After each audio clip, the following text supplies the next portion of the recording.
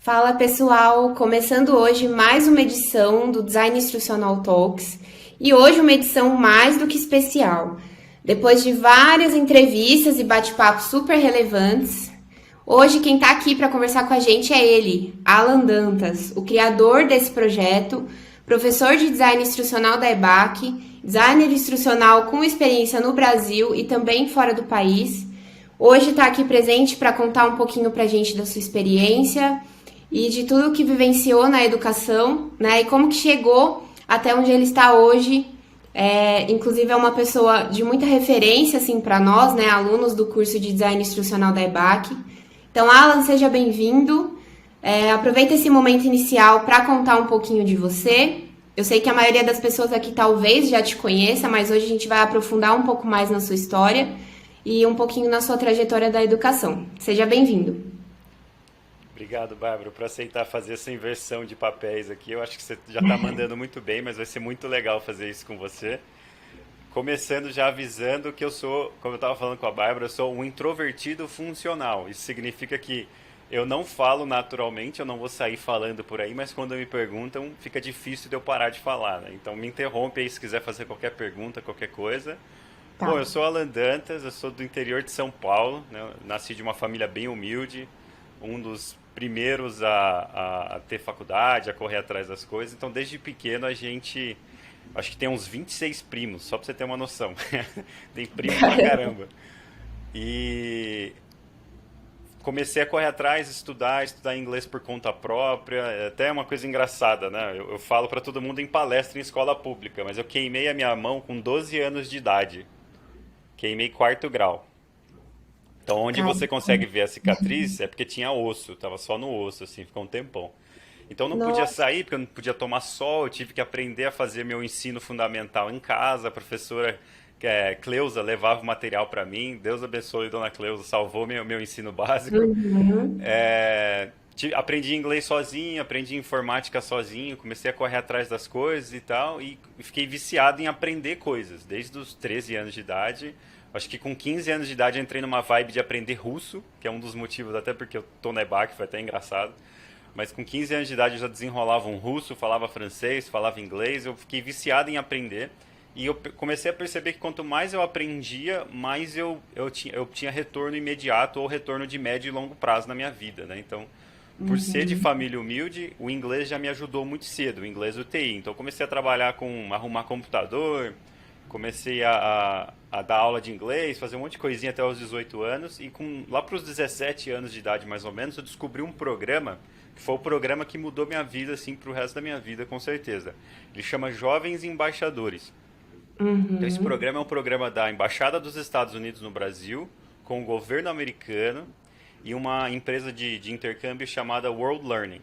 Então, basicamente, você tem que provar que você é pobre, e essa parte foi muito fácil. Você tem que falar inglês bem e você tem você já que estava fazer algum tipo de voluntariado. Oi?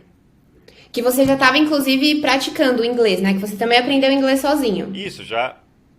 Exato, já com 17 anos eu já era fluente em inglês, aprendi sozinho. Então eu falava inglês e aí tinha um requisito que era fazer voluntariado. E eu cuidava da sala de informática da minha escola, porque eu era um dos poucos que entendia de computador na época. Não sou tão velho assim, né? Tenho 30 anos agora. Mas na época nem todo mundo entendia de computador. Então eu ficava cuidando da sala de informática, fiz o checklist dos requisitos. E aí vai eu, moleque do mato, que nunca saiu da própria cidade, para os Estados Unidos de graça, né? Conheci Hillary Clinton, conheci um monte de político, de Bacana. senador, projeto social, falei mano a mano com um monte de gente lá no Departamento de Estado americano. Então foi muito legal. Isso foi em 2011, né? E desde 2011 eu sempre gostei muito de tecnologia, de programação e tudo mais, só que eu sou muito hiperativo. Eu tenho um problema grave de hiperatividade. Então eu não conseguia ficar só programando. Então o que que acontecia? Comecei a trabalhar numa multinacional, na IBM, logo já comecei a entrar por lado de treinamento, que era o quê? Eu entendia muito bem a programação, eu gostava muito bem dos conceitos técnicos de metodologia e tudo mais, só que eu não conseguia ficar fazendo aquilo por muito tempo. Então eu entrei, né, nessa parte de treinamento, logo já abri minha própria empresa de treinamento e aí todo o resto é meio que história, né? Fui coordenador da WiseUp, tive minha própria empresa de treinamento de TI, de gestão e tudo mais.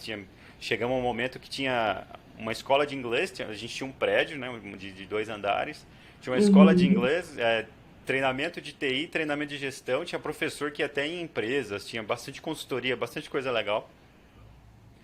E foi aí que eu criei um método de ensino de inglês para brasileiros, que até o material eu estou colocando de graça agora lá no YouTube para quem quiser estudar, né? Foi bem legal. Uhum. Foi onde eu entendi o que era design instrucional. Eu tinha o quê? Uns, sei lá, uns 19, 20 anos. Então já tem 10 anos que eu já sei pelo menos o nome design instrucional, né? Então eu falei, isso é Ah, ser então, designer instrucional. Legal. sim. Eu queria então te fazer uma pergunta pelo que você vem contando. Então, você meio que chegou até o design instrucional assim, por força do destino profissional, né? Você não Exato. necessariamente fez uma formação em design instrucional, né? Um curso assim que te formasse DI, né? Você foi trabalhando aí com tecnologia, com treinamentos e aí depois que você descobriu o DI, né? Essa é uma excelente pergunta, Bárbara. Eu tenho uma pós-graduação em design instrucional, tem bastante curso prático também, principalmente curso de ferramenta autoral, né? De Captivate, de Articulate, eu tenho Camtasia, tenho bastante curso assim, mas os cursos, para ser bem sincero, os cursos não agregaram tanto porque eu acabei fazendo isso na prática, né? Então, eu sofria muito para editar vídeo, por exemplo, no Premiere, vídeos educacionais. Então, quando eu conheci o Camtasia, mudou minha vida porque facilitou a parte educacional, né? Mas foi muito na prática, né? E aí vem a parte interessante, né? Tinha escola de inglês, tinha mais de. Chegou um momento que eu tinha centenas de alunos dentro de empresa, dentro de faculdade, dentro da minha própria escola, foi muito legal. Só que eu estava encanado que eu queria viajar mais. Eu fui jovem embaixador, não tinha viajado tanto, né? Então chegou um momento que eu tinha guardado um dinheiro e falei, cara, quero conhecer como as pessoas aprendem em outros países. Quero saber como o pessoal aprende no Egito, como o pessoal aprende na China. E quero melhorar o meu método de ensino e aplicar esse método para tudo, para aprender TI, para fazer tudo que for possível, né? E aí eu meio que fechei toda a parte física do meu negócio e fiquei mais com a consultoria digital. Então devolvi prédio, devolvi dinheiro de aluno que tinha pago o ano todo. Coloquei um monte de professor que trabalhava comigo para um abraço para Carol que está até hoje dando aula, está voando aí. Assumiram meus alunos ali que estavam ali e trocaram de prédio e tal. E fui viajar. Trabalhando Nossa, remotamente, isso morei um ano e é uma pouco. decisão assim um tanto quanto desafiadora também, né? Corajosa, A família não inclusive. gostou muito, né? Você tem um negócio bem Não, sucedido, imagina. tá com grana, tá com carro, tá com tudo, consórcio de casa e tudo, passei tudo pra frente e fui viajar, né? Então fui viajar. A primeira viagem que eu fiz um mochilão. Eu queria testar mesmo os limites das coisas, né? Eu fiz um mochilão Panamá, Estados Unidos e Canadá. Eu acho que eu fiquei uns 9 meses fora, só com tipo um pouquinho de grana e eu queria só ficar na casa dos outros. Então eu dormi na rua. Nova York eu passei o ano novo na rua. Eu fui de trem, fui de carona de uma cidade para outra. Fui ficando, tinha um aplicativo que chamava Couchsurfing.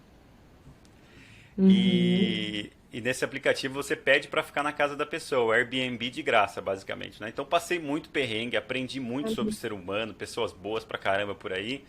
Enfim, isso foi edificando uma vontade de trabalhar cada vez mais com educação, trabalhar com pessoas, né? Trabalhar com realmente motivação, porque eu via toda a história que eu ouvi muita história.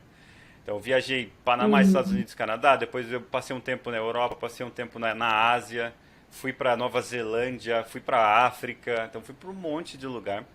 E a central, né, dos problemas das pessoas, o centro de tudo ali era a vontade de pertencer, vontade de ter experiências subjetivas e não conseguir se motivar. Então, tipo, não conseguir enxergar os benefícios das coisas. Então eu falei, meu, vamos tentar criar alguma coisa, algum jeito de criar essas coisas, né? Pertencimento, subjetividade nas experiências e motivação. Então virou meu foco, eu fiquei obcecado. Aí eu fiz uma outra pós, né? Já tinha terminado a pós de design institucional, fiz uma outra pós em UX design e comecei só a aplicar em cima desses conceitos. Como tornar as coisas mais subjetivas, mais relevantes e motivar as pessoas, né? E aí criei alguns cursos, criei alguns treinamentos para professor, apliquei bastante treinamento para professor nessa área, foi muito interessante. E e a parte do viés E assim, cognitivo. E aí fala eu fiquei viciado em. isso. Aham. Pode terminar de falar. Eu fiquei viciado em vieses cognitivos. Para quem não sabe, vale muito a pena correr atrás. Que são pré-programações mentais que a gente tem por conta da nossa criação, da nossa cultura, né? Coisas que são pré-programadas na gente, opiniões, tendências mentais, atalhos mentais, né? E tudo isso influencia em como você age, como você se motiva, como você reage a conteúdo, ou interage com conteúdo, ou experiências, né? Eu mesmo sou super, eu não diria que eu sou tímido, mas eu sou super introvertido. Isso significa que se você me deixar quieto no meu canto, eu fico horas sem falar uma palavra e tô de boa, tô feliz da vida. Mas ao mesmo tempo, se você consultar ou perguntar ou tiver que dar uma aula ou gravar alguma coisa, eu falo naturalmente. Então, é importante entender essas tendências até para aplicar metodologia ativa no ensino, em produto digital, em escrita digital e tudo mais. Então, eu gostei muito disso. Estava lá na China, né, com planos de me mudar para o Canadá, que eu sou residente do Canadá, e veio a danada da pandemia, que todo mundo já tem a sua historinha de pandemia, né? Então, voltei para o Brasil. E nessa de voltar para o Brasil, aí começa a minha jornada com a EBAC. Né? Na época eu era tutor de faculdades dos Estados Unidos, então eu era tutor de tecnologia, então ciência de dados, desenvolvimento de software e tal, eu ajudava os alunos dessas faculdades a corrigir seus trabalhos, a melhorar, dava aula de apoio e tal, numa plataforma que chama Upswing. Então se você fala inglês, tá a fim de ganhar uma grana em dólar e entende algum tema, tipo escrita, filosofia, química, matemática, programação, e quer fazer uma tutoria, essa plataforma é muito boa. E aí fui encontrado pela Bacana. EBAC. A EBAC estava acabando de começar. Né? A EBAC tinha acabado de começar a sua operação, eu acho que a EBAC tinha começado a operação em julho de 2020, e eles me chamaram, sei lá, Isso. em novembro, dezembro de 2020, para começar já no comecinho de 2021. E aí fizemos todo esse trâmite e tal, conheci o pessoal. A parte engraçada de eu falar um pouquinho de russo e ter dado aula de inglês para russo, acho que agregou um pouquinho, porque o pessoal ficou mais Te amigável, né? ajudou, né? E entrei na EBAC. Opa, entrei na EBAC. Vou dar até uma pausa pro respiro aqui, Bárbara. Você tem alguma pergunta? Porque se deixar eu desenrolo 3 Eu horas aqui. queria, eu queria fazer um comentário assim que eu achei muito legal que você falou. É que você, por ser uma pessoa introvertida, você trabalha com educação, né? Porque muitas vezes a gente tem uma ideia assim de que, ah, não, educação é para pessoas extrovertidas, porque as pessoas ligam muito o tema de educação com ser professor, né? Essa coisa da oratória, né? De você ser uma pessoa que gosta mais de conversar com as outras o tempo inteiro, né? Consumir informação de quem você puder o tempo inteiro. E a gente vê que, na verdade, a educação ela é também para outros tipos de personalidade, né? Por exemplo, você é uma pessoa super introvertida, na verdade, eu acho que você é uma pessoa extrovertida, né? Eu fingi Apesar de bem, né? você achar que não. Eu não sei se é porque também a gente tem uma certa fluidez nas conversas, né? Então isso acaba se tornando mais leve. Mas a gente percebe também que a educação ela pode ser para diversos tipos de público, né? Então, não necessariamente a pessoa precisa trabalhar como professor, né? Ela pode trabalhar no backstage, que é muito o que a gente fala dentro do design instrucional, né? Então, eu acho que essa informação que você passou, assim, de uma questão de personalidade sua também, ela é muito importante, por exemplo, para quem tá, de repente, querendo conhecer mais sobre design instrucional, né? Às vezes é uma pessoa mega tímida, mais quietinha, e aí quando vê, assim, né, professores com uma super oratória, que dão palestras, fala, "Ah, não vou entrar na educação porque eu não tenho essa vontade, né, de palestrar, de ter esse contato mais próximo com as pessoas. Então é importante, né, a gente comentar um pouco sobre personalidade Sim, com também, né? certeza. E eu acho, Bárbara, assim, com o seu comentário, que muitas pessoas falam que não acreditam que eu sou introvertido. E realmente eu sou introvertido, se perguntar para meus familiares, é que às vezes a gente tem essas personas, né? A persona pública, a persona Sim, da família, exato. né? Então a gente tem essas personas. Eu descobri um alinhamento de persona meu, que publicamente eu converso, eu desenrolo, faço pergunta, faço piada, não tem problema nenhum. Mas lá dentro eu sou introvertido. E eu diria que vai muito da liderança da pessoa, né? Hoje eu trabalho numa empresa, depois eu vou chegar nessa parte da empresa, mas a empresa que eu trabalho hoje é uma empresa que tem uma gestão muito legal, uma gestão muito humana, que é o seguinte, eles te entendem, então se você é introvertido, a gente vai extrair as melhores qualidades, as melhores coisas de um introvertido e vamos colocar isso dentro da nossa engrenagem, dentro dos nossos processos. E quando você é designer instrucional, ou professor ou professora, introvertido, o que acontece? Você tem uma maior habilidade para ouvir, para entender, né, para Exatamente. refletir antes de falar. né? Então, se fosse contratar um designer instrucional hoje, eu não pegaria a pessoa com esse perfil mais expansivo e mais brincalhão e tal, pessoalmente Uhum. falando. Por quê? Eu sou introvertido, então eu não teria como é que, afinidade com uma pessoa com esse perfil, porque essa pessoa Afinidade. tomaria conta da Sim. conversa, né? E ao mesmo Uhum. tempo, o design instrucional exige um pré-pensamento, exige que você pense primeiro e se lembre de falar. Eu acabei de ver isso no LinkedIn, foi muito engraçado. Então, o Uhum. introvertido, ele pensa muito e tem que se lembrar de falar. O extrovertido, ele fala Uhum. muito e tem que se lembrar de pensar. E no design instrucional, Sim. você tem que pensar muito, ouvir muito, né? Tem que dar voz ao outro, seja o Pensamento. seu usuário final, seja o especialista de quem você vai extrair esse conhecimento, né? Então é bem importante ter esse equilíbrio, né? Então eu particularmente eu acho que as pessoas da educação, quando têm uma confiança no assunto e são mais introvertidas, porque tem a escala também, né? Muito introvertido também não Sim. dá, né? Mas elas são mais Uhum. tendenciosas para introversão, eu acho que elas acabam tendo uma vantagem na subjetividade do conteúdo, porque ela ouve mais, vai refletir mais, vai ver as reações durante a aula, durante a aplicação do conteúdo, né? Uhum. E eu acho que também uma característica das pessoas introvertidas é que elas são mais focadas. Pelo menos eu percebo isso.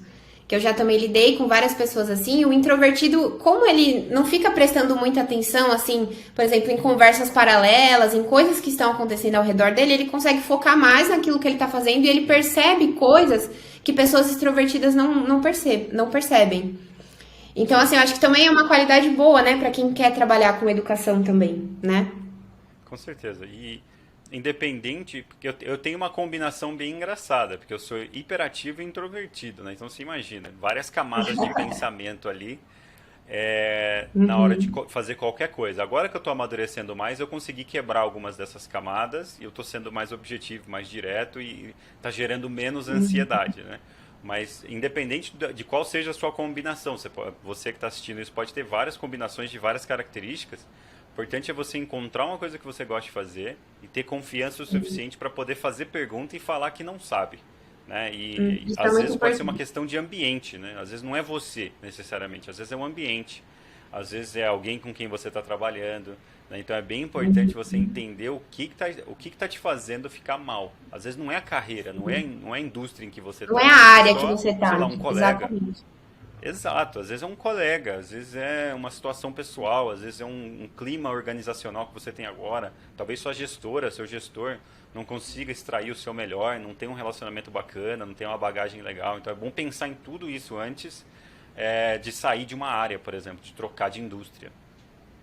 É, eu acho que essa é uma conversa também que eu já ouvi muitas pessoas dizerem, né? Ah, eu não acho que nenhuma profissão que existe é pra mim. Mas na verdade não é isso, né? Muito do que você falou. Às vezes é o ambiente, o local que você tá, a forma como você trabalha. Né? Porque assim, meu, existem milhares de profissões. Imagina a pessoa dizer que nenhuma é pra ela. Poxa, será que nenhuma mesmo? Que, ou até você mesmo, assim, como, ah, não tô me encaixando em nenhuma outra, cria a sua própria. Né? Eu já pensei muito É, nisso, inclusive. Essa questão da eu acho que eu sou um criatividade exemplo também. vivo disso, viu, Bárbara? Eu sou um exemplo vivo disso no sentido de que eu cresci com certeza absoluta que eu seria um cientista da computação. Eu seria um programador. Porque o Uhum, programador fica na dele, fica quietinho, programa, recebe a tarefa, recebe a designação e vai embora.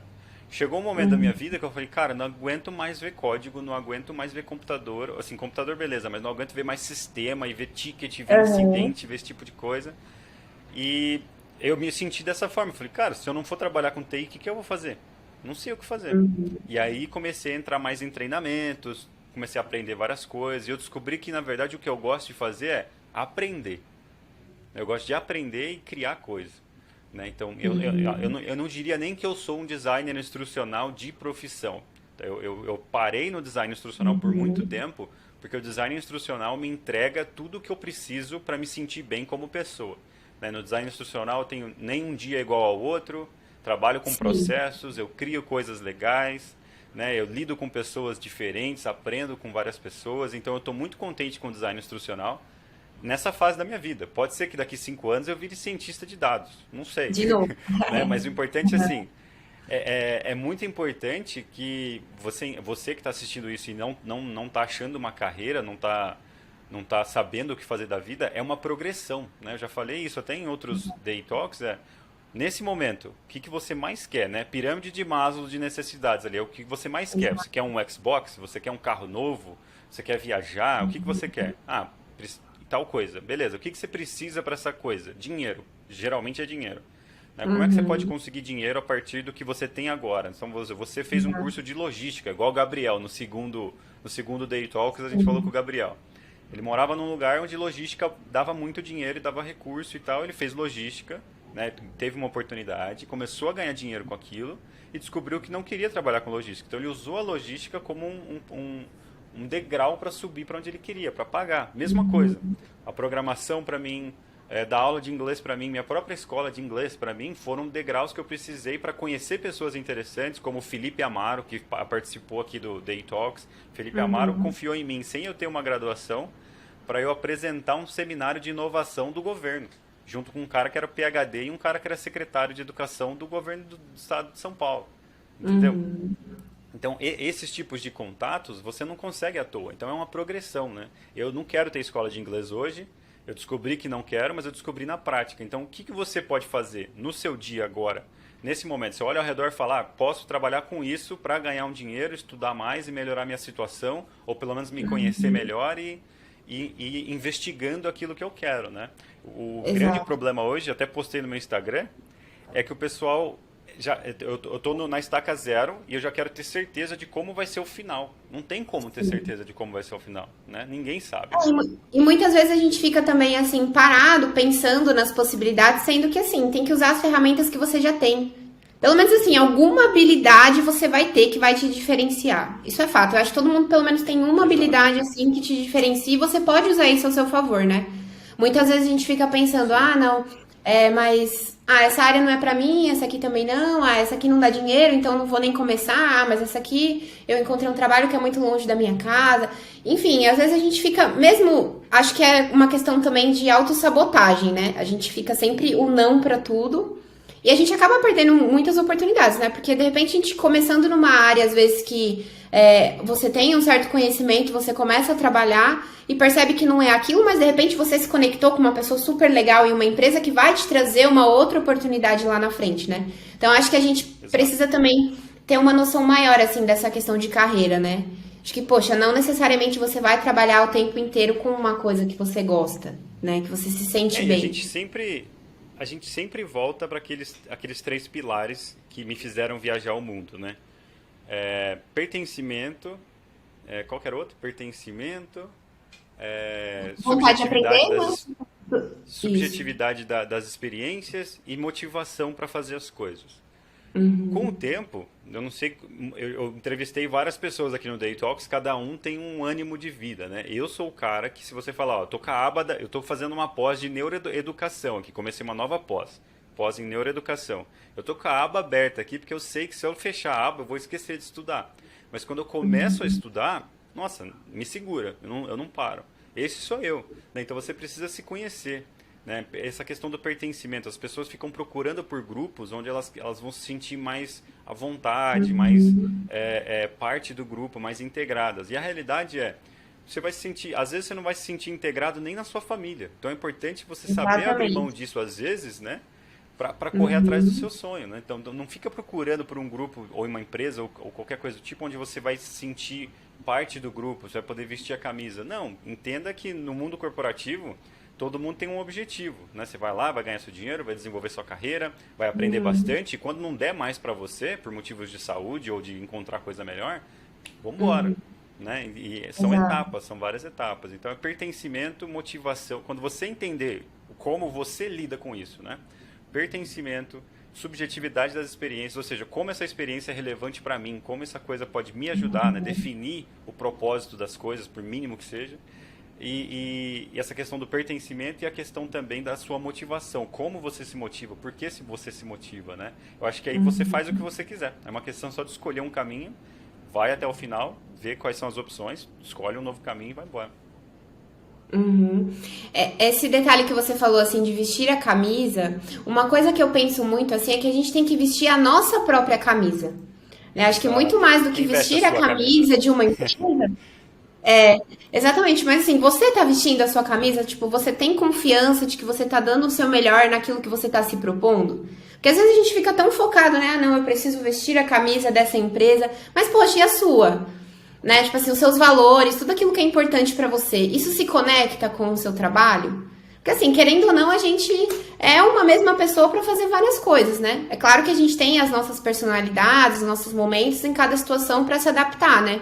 Mas eu acho que é importante também a gente vestir a nossa própria camisa, né?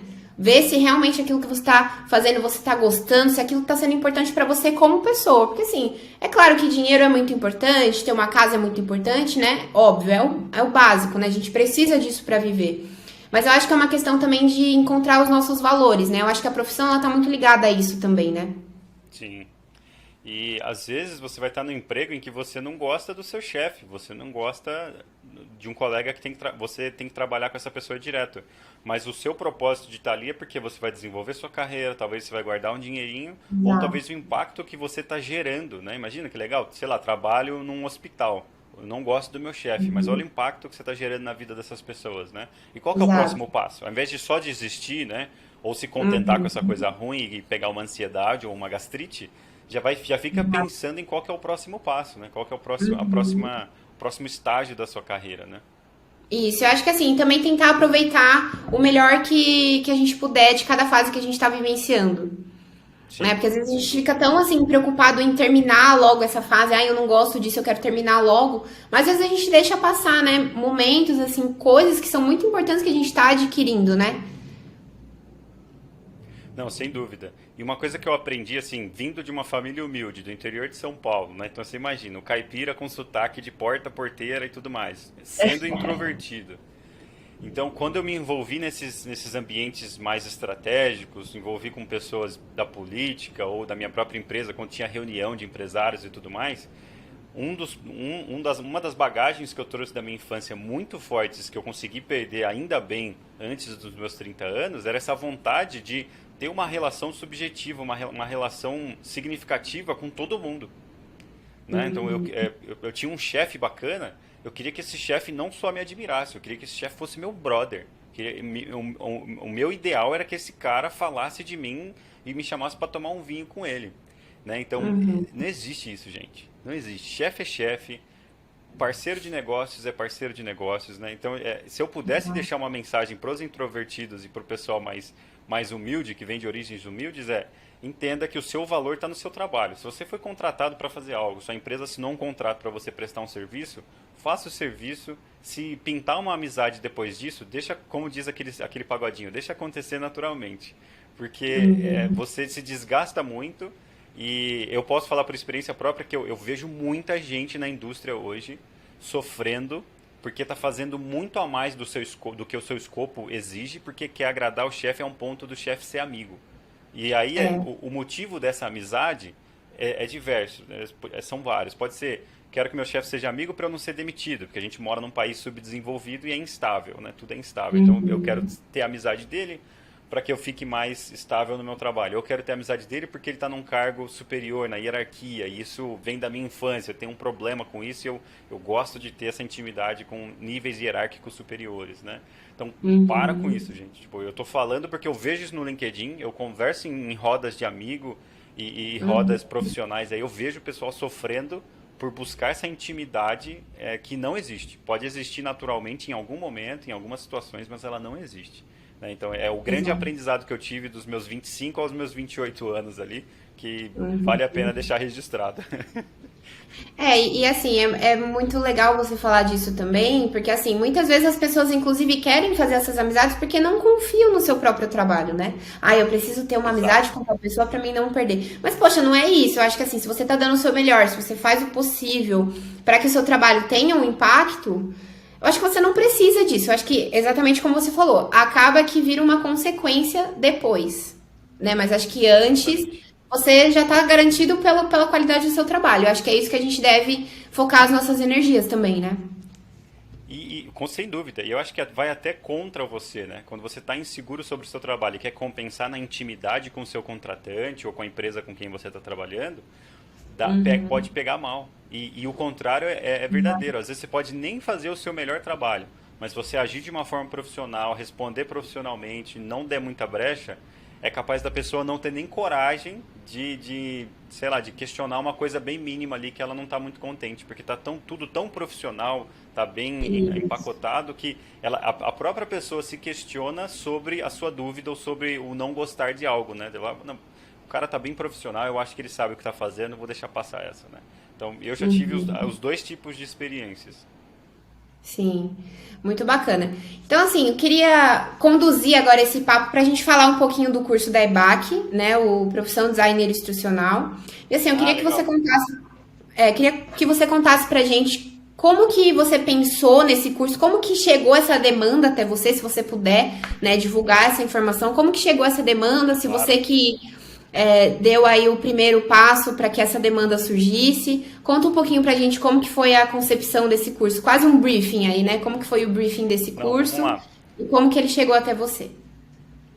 Para que isso aconteça, eu tenho que falar de algumas outras experiências, né? Então, eu tive a sorte de ter sido designer instrucional em empresas como Gerando Falcões, né? Trabalhei em projetos internacionais, como eu disse, na China, um projeto voluntário na África também, onde eu era o designer instrucional mesmo e meio que audiovisual para esses projetos. Na minha própria empresa, eu tive mais esse aspecto de gestor de programas e de desenhar isso com os professores e treinar professores. Então, eu acabei tendo uma visão mais holística do que era uma indústria que era meio desconhecida aqui no Brasil. Então, quando você olhava para os players de design instrucional aqui no Brasil, eles ainda estavam meio amadores comparados com o que estava rolando no Canadá, por exemplo. Então, o Canadá, a gente já estava falando de desenvolvedor educacional, que era a pessoa que fazia essa estratégia, já colocava no Articulate ou fazia roteiros para vídeos, tinha técnicas de entrevista e de análise de necessidades muito sofisticadas. E aqui no Brasil estava meio que um professor equipado, sabe? Tipo, tava muito simples, na minha opinião. Melhorou muito, esses mesmos players de 2013, sei lá, já estão muito melhores agora, com certeza. Mas eu sempre senti uma falta assim, de qual é o caminho, né, do zero. Não só uma das vertentes, que hoje você, como uma designer instrucional, né, Bárbara, e trabalhando na EBAC agora, você sabe que existem várias vertentes. Então tem a pessoa mais estratégica, tem a dona do produto educacional, tem a pessoa que vai desenvolver os objetos e tem a pessoa mais voltada para a roteirização, até mesmo para aplicação desse conteúdo na ferramenta final, né? Seja envio do vídeo na LMS, no AVA, que seja. Então tem vários players. E aqui no Brasil o pessoal estava chamando tudo isso de design instrucional, quando não é, né? Existem vários segmentos. Então eu queria criar uma jornada, criar uma experiência que falasse de tudo isso e que trouxesse também a educação como um produto, né? Uma coisa que não estava rolando, uma coisa que eu, como eu vim de software, né? Eu tenho essa experiência com software, eu sempre achei muito legal transformar tudo em produto, no sentido de entender métricas, trabalhar métricas, fazer teste, fazer protótipo, né? Trabalhar esse aspecto de metodologias ágeis, de gestão de produto, só que para um produto digital educacional. Então, eu mesmo já criei essa ementa, assim que eu virei head de educação da EBAC, só voltando um pouquinho, né? Entrei em 2021 na EBAC como responsável, né? Designer instrucional barra Product Owner, responsável pelas verticais de desenvolvimento de software e ciências de dados. Né? E aí acabei pegando um pouquinho de game também, porque eu gostava de game e tal, modelagem 3D, mas era basicamente isso.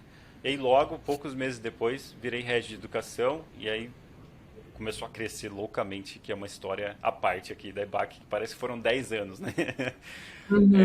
Já não estou mais na EBAC, estou em outra empresa, depois queria falar também dela.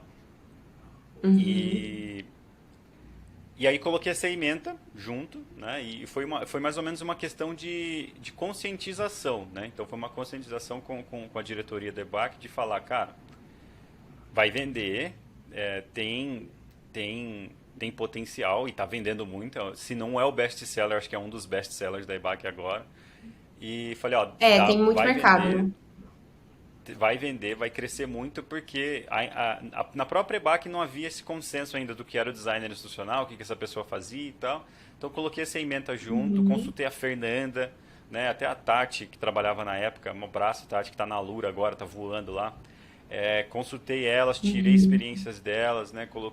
Entrevistei outras pessoas de outras áreas, entendi que aquele alimento era ideal. Fernanda também está lá no curso falando de acessibilidade, design gráfico e tudo mais, que são áreas que ela domina muito mais do que eu. E construímos essa experiência com uma tutoria já pré-selecionada. Assim, na hora que deram a aprovação, vamos gravar esse curso, eu já sabia quem eu queria de tutora, porque eu sabia qual a experiência que eu queria, que era uma experiência de, sei lá, 31 horas de vídeo, mas pelo menos 60 horas de prática, porque, para Sim. ser sincero, o design instrucional não é uma área difícil de entrar. Então, tanto é que eu vendo o design instrucional para professores que estão em sala de aula e estão frustrados, como a melhor forma de você entrar no trabalho remoto, entrar num trabalho mais Exato. individualista, porque não é tão difícil de entrar. É uma questão de você ter o portfólio certo, saber ajustar seu currículo da forma certa, né? Então, durante o curso, a gente passa por todas essas etapas para forçar esse aluno, né, a criar esses objetos, a ter esse portfólio pronto, ter os conhecimentos de métrica, conhecimentos de negócio, conhecimento de tudo que é necessário para qualquer vertente do design instrucional, e no final essa pessoa vai sair com o portfólio pronto, vai sair com todas essas habilidades desenvolvidas, com a habilidade de LMS, né, de ponta a ponta, desde a concepção e a análise do negócio até o curso publicado, né, e vídeo editado e tudo certinho, até conceitos de marketing para promover esse curso mesmo. E o mais legal do EBAC é que tem a tutoria, ou seja, você vai receber feedback, Sim. né, sobre tudo o que você fizer. E tem o centro de carreiras, que é uma coisa que eu acho sensacional, que é literalmente uma pessoa que vai sair para o mercado para procurar um emprego para você, vai ajustar o seu currículo com você, vai fazer entrevistas com você para te preparar e vai te impulsionar no mercado para te ajudar realmente a não só fazer um curso, mas a entrar no mercado e ter esse acompanhamento depois. E tem a gente, né, do Day Talks aqui, que está virando uma comunidade muito grande, tem a comunidade do design instrucional, onde a gente está se ajudando, já tenho feito revisão de currículo, tenho instruído aluno nosso a entrar em processo seletivo ou como se portar em processo seletivo. Está sendo uma experiência muito legal, muito bacana mesmo. E eu acho que a tendência é só melhorar, porque hoje mesmo eu já regravei uma aula, né, gravei um vídeo para melhorar um conteúdo com base no feedback do aluno, num feedback recorrente que os alunos tinham sobre uma tarefa. Então, é uma questão de melhorar, continuar a fazer, né, e elevar a barra da educação. Eu estou muito feliz e tenho muito orgulho desse curso, Bárbara. É, eu sou muito suspeita, assim, para falar do curso também, porque eu gosto bastante, né? Desde quando eu comecei, assim, até agora, acho que para mim é 100% satisfatório. Uma coisa que eu queria comentar, assim, com você, e também queria que você desse o seu parecer sobre isso, mas, assim, desde que eu comecei, de fato, a entrar no design institucional e me interessar pelo assunto, me parece ainda que a academia do design institucional, no sentido de pós-graduação e cursos assim mais acadêmicos, eu acho que é uma coisa que ainda está engatinhando, né? Como eu estava falando, desde quando eu comecei assim a estudar o design instrucional e investigar mais sobre essa área, eu percebi que, como eu sou uma pessoa que gosto assim bastante da parte acadêmica, né? Então comecei a pesquisar um pouco assim como que o design instrucional está presente aí na academia, nos cursos mais tradicionais, assim, faculdade, pós-graduação. E uma coisa assim que eu percebi é que é uma área que ainda está engatinhando, né? Então eu queria assim que Sim, você sem dúvida. comentasse o que você pensa sobre isso, assim, porque pelo que eu percebo existem algumas né, pós-graduações aí dentro dessa área, mas assim eu acho que elas estão muito mais focadas no âmbito da teoria. Eu acho que isso também é um tópico em discussão sobre a parte mais acadêmica da educação, né? Eu acho que assim é muita teoria e às vezes a pessoa acaba terminando um curso sem saber como que ela pode aplicar tudo isso. Eu acho que isso, inclusive, é um diferencial do curso da EBAC, né? Que você já sai lá, assim, você tem mais prática do que teoria. Claro que assim, você tem uma teoria muito bem enxugada, muito bem objetiva, mas eu acho que o foco principal é a prática, né? Então, assim, eu queria que você comentasse um pouco também sobre isso, né? Dessa prática que é tão importante que a gente acaba encontrando mais nos cursos que não são, assim, 100% acadêmicos de faculdades, né? Que são cursos, assim, que você pode encontrar online, que tem toda essa flexibilidade, né? Se você pega, Bárbara, qualquer pós-graduação atualmente de design instrucional, você vai ter o quê? Metodologias ativas, aprendizagem ativa, aluno como protagonista, storyboarding e roteirização, avaliações formativas e somativas, qual que era a metodologia ativa, um pouquinho de ferramenta autoral, talvez, mexer no PowerPoint, criar uns slides interativos e tal. E tem mais alguma coisa que eu estou esquecendo. Somativo e formativo eu já falei, mas enfim, teorias de aprendizagem, Acho que behaviorismo, teria tudo mais e alguma tal. coisa também aí, tipo de taxonomia de Bloom, né? Porque inclusive na pós que eu faço de docência a gente aprende isso, né? Então acho que tem aí junto também com. Não, eles até incluem na psicologia de aprendizagem, vão incluir pirâmide de Maslow, beleza, não tem problema nenhum. DI fixo, DI aberto, DI fechado, né? Esse tipo de coisa. Só que qual que é o problema? Você tem esse monte vamos dizer que cada tema é um círculo, né? Você tem esse monte de círculo aqui, mas não tem conexão nenhuma entre eles. Não tem amarra, não tem relação com a prática. E isso se deve por quê? As próprias pessoas que fazem essas pós-graduações, e não é uma crítica, é só um fato, né? Na sua Exato. grande maioria, nunca trabalharam na prática.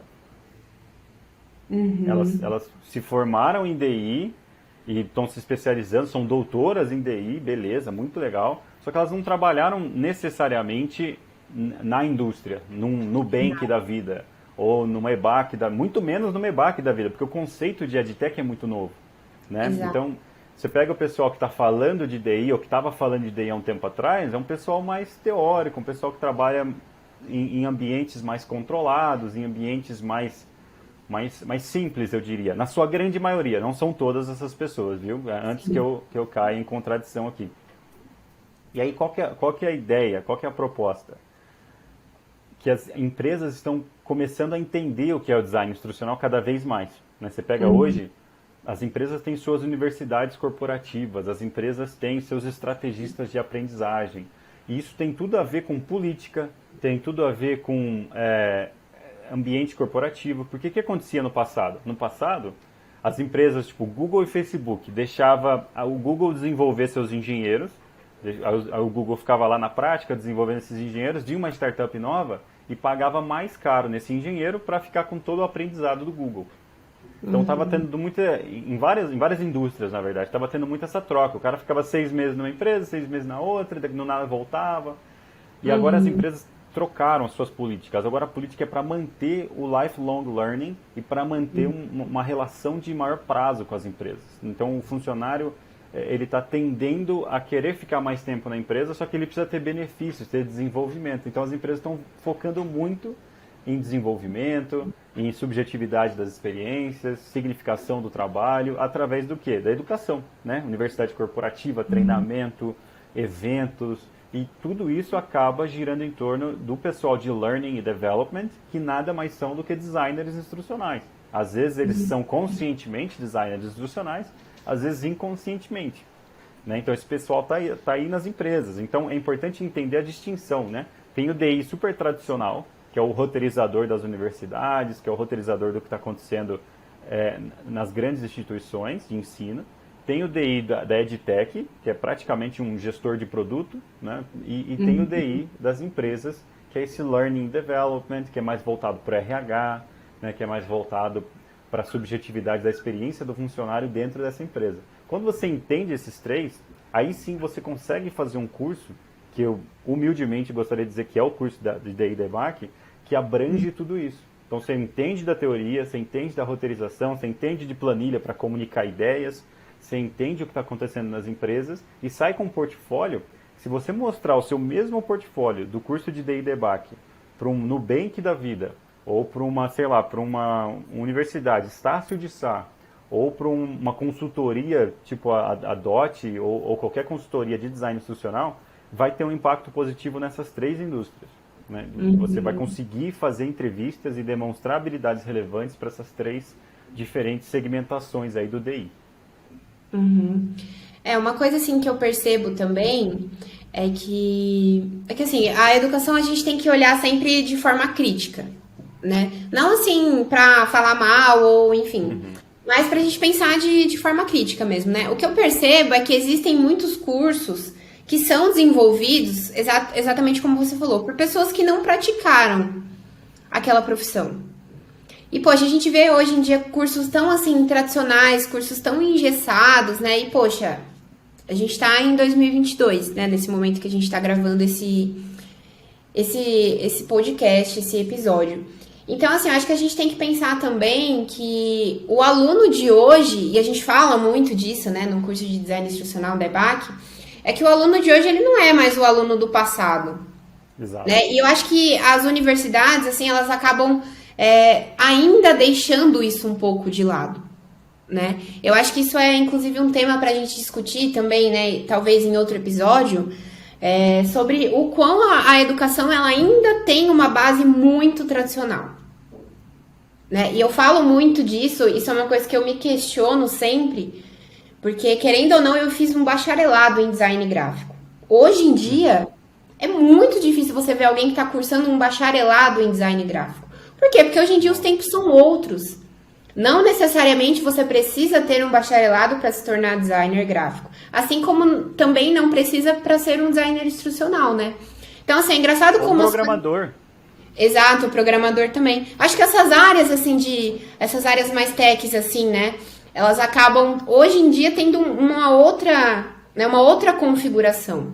E a gente ainda vê, né, esses cursos, assim, tão engessados. Né? Eu acompanho muito assim as grades de curso de design, né? Que é muito design gráfico, que é muito mais a minha área. E, poxa, eu vejo tudo menos ensinando o cara a trabalhar. Isso, assim, é uma coisa que é crucial. Sabe? É claro assim, eu tive uma graduação de alta qualidade, mas assim, eu percebo que isso é uma coisa que falta. Sabe, você ensina tudo pro cara, você ensina teoria, você ensina a montar os arquivos, você ensina, inclusive, a pensar. Mas e ali na prática do dia a dia? Sabe, a gente não tem isso. Negociação, né? Documentação. Exatamente. Essa prática, assim, como que você entra no mercado de trabalho? Ninguém te ensina isso na faculdade. Sabe, tipo, como que você vai atrás de uma entrevista? Essa parte do networking, que é uma coisa que a gente comenta muito no curso de DI. Poxa, o designer que tá fazendo, o designer gráfico, no caso, que tá fazendo qualquer outro curso, ele tá tendo um monte de informação ali, mas ele não sabe o que ele faz com aquilo que ele tá adquirindo. Né? Eu acho que esse é um diferencial também, né, do curso de DI. Não, e o curso de DI da EBAC, na verdade, assim, a EBAC, a indústria de EdTechs como um todo, principalmente upskilling, reskilling e tudo mais, eles estão representando uma mudança de paradigma social, né? Então, se a gente der um passo para trás e falar socialmente assim, ó, na minha época, por exemplo, era inadmissível um rapaz de 18 anos ou uma moça de 18 anos que não estava em uma faculdade. Era estranho. Então, assim, eu trabalhava na IBM e não estava afim de fazer faculdade. Estava trabalhando, aprendendo loucamente o que eu podia na IBM e chegou num ponto que eu me inscrevi na faculdade, fiz prova da Unicamp e tal, tudo, só por conta da pressão social, né? Então, tanto é que a faculdade que eu fiz sistemas de informação, foram 4 anos de sofrimento. Hoje eu posso falar, adoro meus professores, um abraço para a professora Lourdes, me ajudou pra caramba, né, com a minha hiperatividade, com tudo, o professor Cláudio de matemática, que eu fiquei um ano a mais só por conta da matemática avançada. Porque eu trabalhava, eu fazia minhas coisas, eu tinha meu propósito de vida, mas eu queria só o diploma. Né? Então são 4 anos da sua vida que você fica das 7 da noite, se eu não me engano, porque eu tento até apagar essa lembrança, das 7 da noite às 11 da noite, depois de um dia inteiro de trabalhar. Eu tinha empresa, tinha funcionário, tinha um monte de coisa. E eu ficava esse tempo todo ali olhando para o professor falar de um negócio que às vezes eu sabia, né, e você não pode questionar, e às vezes a forma subjetiva daquele professor que não trabalhou na área de te avaliar sobre um tema que você já sabe, acaba com a sua vontade de estudar. Exato. Né? Então, não é uma crítica pontualmente a uma faculdade que eu fiz, não. Eu estou falando do geral. E aí hoje você tem o quê? Se você não é médico, se você não é enfermeiro, se você não é advogado ou engenheiro, coisas que são credenciadas, né? Coisas que para você fazer, você precisa de um credenciamento em uma universidade, você pode rapidamente, fiz 17 anos de idade, vou fazer um curso de analista de dados da EBAC. Eu acho que é mais ou menos isso que eu gosto. Beleza, faço o curso, vou trabalhar na área. Facilmente você está ganhando 4 mil reais. Meu pai ele se aposentou e não ganhou isso, 4 mil reais. Né? Então, hoje em dia, um jovem de 18 anos, ele consegue ganhar 4 mil reais muito facilmente. Não estou dizendo que ele é o fim da sua jornada, pelo contrário, é o começo. Exato. Aprendi análise de dados. Análise de dados eu posso usar em tudo. Se eu for enfermeiro daqui 2 anos, eu posso usar análise de dados para enfermagem. Só que com essa habilidade, com esse autoconhecimento e com essa grana, os caminhos são infinitos. E é isso que os jovens hoje não estão percebendo. Né? Tanto é que a gente tem um dos maiores índices de jovens nem trabalham nem estudam. Acabaram o ensino médio e não estão nem estudando nem trabalhando. Por quê? Porque eles estão procurando pelo caminho ideal, eles estão procurando por algo que brilhe os olhos, que dê aquela motivação incrível. E não vai achar tão fácil. Então, às vezes, é muito mais fácil entrar na Lura, que é R$1.000 por ano para você ter acesso a todos os cursos. Sim. Faz um portfólio de programação, trabalha um ano que seja como programador ou programadora, aí você se descobre nesse um ano com um salário da programação. Né? E aí, realmente, eu quero fazer faculdade de Direito, mas você tem certeza, tem uma profissão e tem grana. E esse assunto também é um paradigma, assim, talvez da educação básica, né? Porque os professores sempre ficam o tempo inteiro comentando o quão legal é ter um diploma, o quão isso nos diferencia, mas assim, nos tempos antigos, sabe, lá atrás, eu acho que também esse é um assunto recorrente, assim, da importância da atualização dos professores. Né? Tipo, muito legal você ter uma licenciatura, um bacharelado, acho que assim, para dar aula, isso te dá uma base muito legal, né? Só que eu acho que, inclusive... também, né? Chega um momento que você tem que ter, né? Sim. Eu acho que, inclusive, assim, o curso de DI, ele é muito aplicável, inclusive, para atualização de professores. Acho que, assim, é essencial.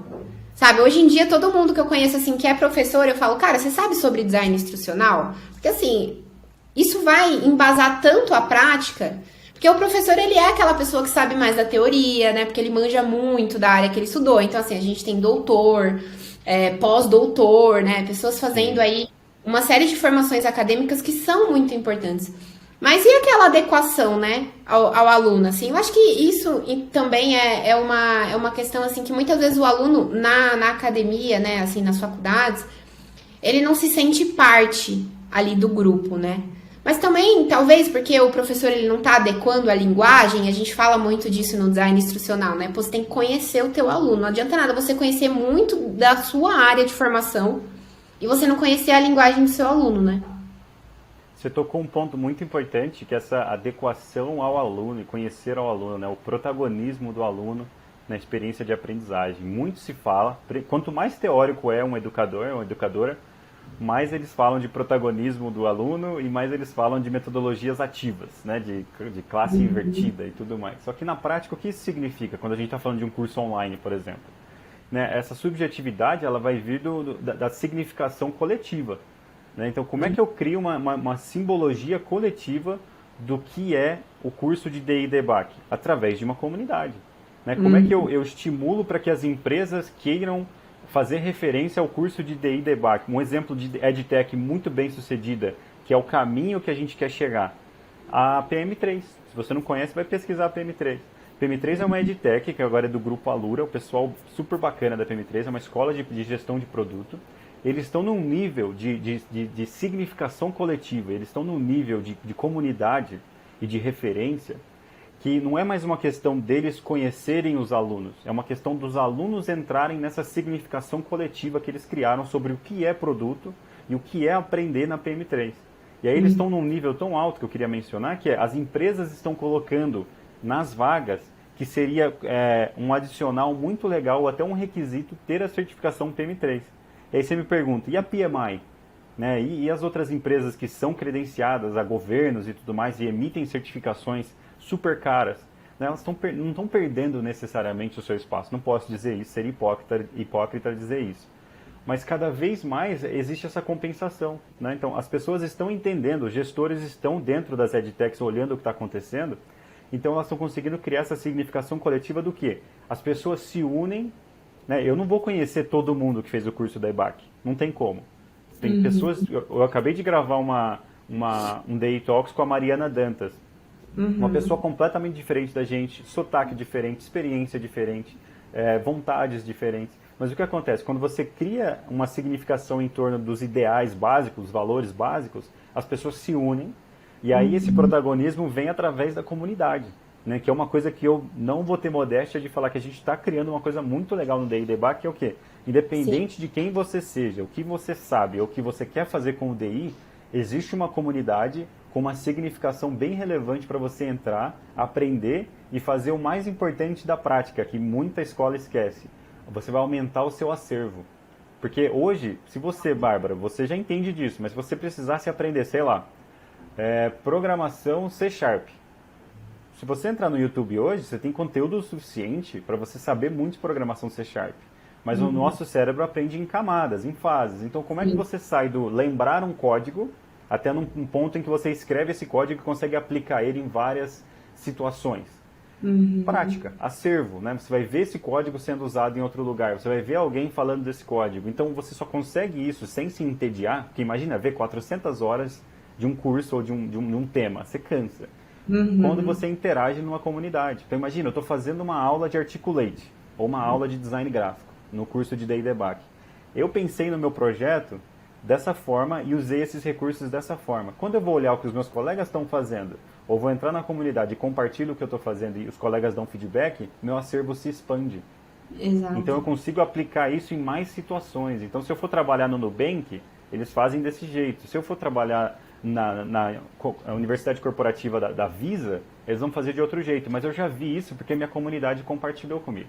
Então, esse é a grande sacada do protagonismo do aluno. É criar essa comunidade onde existe essa significação em torno da experiência e todo mundo está se ajudando para expandir seus acervos. Sim. E o que eu estou percebendo assim, de muito legal na comunidade do DI é que a gente tem pessoas lá que, inclusive, nem são alunos da EBAC. Isso que é o mais legal. Né? Na comunidade do LinkedIn, no caso. Óbvio, sim, é. Da plataforma da EBAC, a gente só tem alunos, né? Mas, por exemplo, dentro da comunidade do LinkedIn, poxa, tem uma galera que não é aluno da EBAC, mas de repente participou de um evento gratuito que teve, viu uma publicação sua, enfim, quis participar, né? Então, aí a gente vê também a expansão dessa questão da comunidade, né? É de você realmente reunir interesses, né? São pessoas ali que têm gostos parecidos, às vezes são de áreas muito diferentes, têm experiências diferentes, mas ali tem uma base que une as pessoas, né? E eu acho que esse networking também que a comunidade do DI traz, ela é extremamente importante, né? Então, acho que isso é uma coisa também que está fazendo a comunidade crescer e se destacar, né? Sem dúvida, sem dúvida. E é um ciclo contínuo, porque assim, ó, qual que é o nosso objetivo? A pessoa entrou no curso, ela vai estar numa comunidade, vai ter um Day Talks lá esperando ela, vai ter um monte de tarefa, né, que as tutoras já conhecem. E quem está sendo a centralização e quem deveria estar falando disso são as tutoras, porque as tutoras, elas estão com os acervos todos lá. Se você pegar a tutora Lia e a tutora Cláudia, elas têm um acervo, uma documentação que elas sabem o nome, qual o projeto e quais as aspirações de cada um dos alunos, e elas têm a lista de feedback que ela deu para cada aluno. Então imagina os eventos, né, de divulgação e colaboração que elas podem fazer com outros alunos. Então, a ideia é, o aluno entrou, ele vai ter acesso a esse grande acervo enriquecido, conhecimento prático, não só meu, porque eu não posso dizer que eu sei tudo, né? Eu consegui sintetizar bastante coisa, mas aí tem as tutoras para preencher as lacunas do que eu não consegui preencher, tem a Fernanda para preencher a grande lacuna da parte mais visual e de acessibilidade que eu não consegui preencher. E aí os próprios alunos vão aprendendo, entrando no mercado e voltando para colaborar. Então o curso vai evoluindo. Né? Eu já mudei aulas, já mudei descrição de tarefa, já mudei muita coisa com a ajuda de alunos que estão no mercado, né? Com a ajuda do pessoal que está realmente colaborando. Então é uma coisa que vai evoluindo e é uma comunidade que nunca vai parar. Você não vai acabar o curso de DI Debug e beleza, acabou. Não, você vai entrar no mercado, vai trazer dúvida, você vai trazer feedback para melhorar o curso, você vai pegar um outro colega que terminou o curso da EBAC, vai puxar para sua empresa. Né? Então, essa comunidade, esse networking já está acontecendo e o meu ideal de vida é reforçá-lo cada vez mais. Assim, as pessoas o que eu percebo muito, que eu acompanho muito no LinkedIn, por exemplo, a pessoa faz uma tarefa e coloca lá o print do feedback. Pô, isso é tão legal. E assim, pra gente que é aluno, essa questão da tutoria é uma diferença. Eu acho que assim, pra mim, como aluno, é uma alegria muito grande, mas imagina pras tutoras. Né? Tipo, quão felizes elas devem ficar quando elas veem aquela publicação lá no LinkedIn, tipo, do feedback que elas deram, a pessoa ficou feliz com aquilo. Poxa, demais. Se a gente olhar, tipo, a educação lá atrás, a gente tinha medo de correção de atividade. Aí eu não vou mandar, porque eu tenho medo do que o professor vai sabe, se eu vou levar uma bronca, você fala isso no módulo do curso, né? Também dessa questão de como que o professor ou o tutor vai tratar ali o aluno no momento da correção, né? Então, assim, eu acho que esse curso da EBAC também, toda a narrativa, vai mudando também esses paradigmas da educação, né? Vai trazendo um outro cenário. Então, poxa, a tarefa já não é mais uma coisa chata. Não é aquela obrigação, nossa, não, eu vou fazer, eu sei que eu vou receber um feedback negativo e que chato, porque a gente não gosta de ser reprovado. Né? Seja nesses cursos online, ou seja mesmo em cursos presenciais, a gente não gosta. A reprovação sempre foi uma ideia pesada, né? Você é incompetente, você não conseguiu, olha, vai ter que ficar mais tempo fazendo isso.